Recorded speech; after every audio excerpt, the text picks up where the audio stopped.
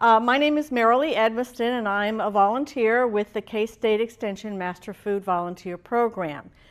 Today we're going to make some macaroon nest cookies. This is a super simple recipe for macaroons, no beating the egg whites, just mixing them in.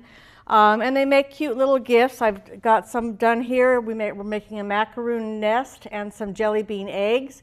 You could use different kinds of things for the eggs. You could use coffee espresso beans for some little brown eggs. You could use M&M peanuts that are shaped like an egg, all kinds of things. And then when they're done, it's a great little Easter gift tied up with different kinds of ribbons. And so let's get started. So today I'm going to be making a half a recipe. The recipe that you'll have access to, it calls for 14 ounces of shredded coconut, so I'm going to use 7 ounces, and it is the sweetened coconut. I have tried it with the unsweetened, but it's not moist enough, so I do recommend that you use the sweetened coconut. Then we're going to add, the recipe calls for 2/3 cup of sugar. I have 1/3 cup here, half the recipe, and the recipe calls for 6 tablespoons of flour. And I'm going to use 3 tablespoons, just all-purpose flour. I'm going to give it a little stir to mix it up. Now here's the simple part about this recipe. Oh, the salt too, and some salt. Here's the simple part about this recipe is separating the eggs. Again, we do not have to whip them. There's all different gadgets out there that you can use to separate eggs. I'm going to use the old-fashioned method, and I am going to use my fingers, and then we will have to wash our hands afterwards because we've touched raw egg. But to separate eggs, just simple old-fashioned, I use the shell, I crack it, pull it apart gently, and then as it comes apart, you're gently rocking back and forth and allowing the white to fall into the custard cup and maintaining the yolk. Okay? And so that goes in a separate dish. One more time, because again, the recipe calls for 4 eggs and I'm using 2 in this half recipe. So I'm gently pulling it apart and I'm just gently rocking back and forth to allow the white to escape. Okay. And the reason that I do it in this separate cup is so that there's no shell in here. If there's any shell, that gives you a chance to pull it out. If you were going to beat your egg whites, you want to make sure there's no egg yolk. So we've got my eggs. I am going to wash my hands. Okay, hands clean. Now I'm going to add my egg yolks in, just the egg, not the yolks, the whites, just the egg whites.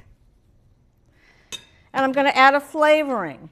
You can use vanilla or you can use almond extract. I like the almond, so I'm putting in half a teaspoon. Again, the recipe calls for a teaspoon, and I'm going to use half a teaspoon here of almond extract in this recipe.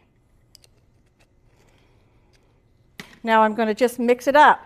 Now the key is to make sure that you get this all mixed up. Sometimes if it's not coming together when you go to make the nest, you might want to just let it rest a little bit so that the coconut gets more hydrated by the eggs. Okay, so I've got it just about hydrated enough here. And then what we're going to do is we're going to use a cookie sheet, a greased cookie sheet, so you can get them off easily and they won't stick and come apart when you try to get them off of your cookie sheet. To grease it, I'm going to use just a little olive oil spray here on it. You could also use the butter wrapper. If you have a recipe that uses butter, you can use that. The spray is quick and easy. Now to make the nest, I found that a 1/4 cup is just about the right size for a nest. So you're going to pull out a 1/4 cup, just a 1/4 cup, and you're going to use your hands, kind of press it together so it sticks together, and then you're just going to make a little nest and set it right here on the cookie sheet.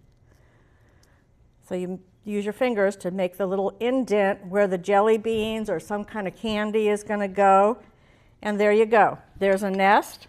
And so you're going to do that with the rest of this recipe. Half a recipe makes about 9 cookies, depending on how large or small you make them. So a whole one would make 16 to 18, again, depending on the size.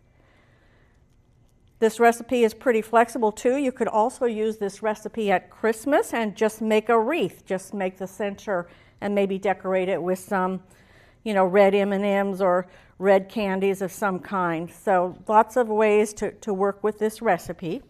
And you would do that with the rest of this, and then they would go into a 325-degree preheated oven for about 20 to 25 minutes, depending on how your oven operates. Then when they come out of the oven, let them cool, move them to a cooling rack, let them cool, and then you can add your eggs, put them in a cookie bag, tie them up with different kinds of ribbons. So super easy, super quick, fun cookie recipe for holidays.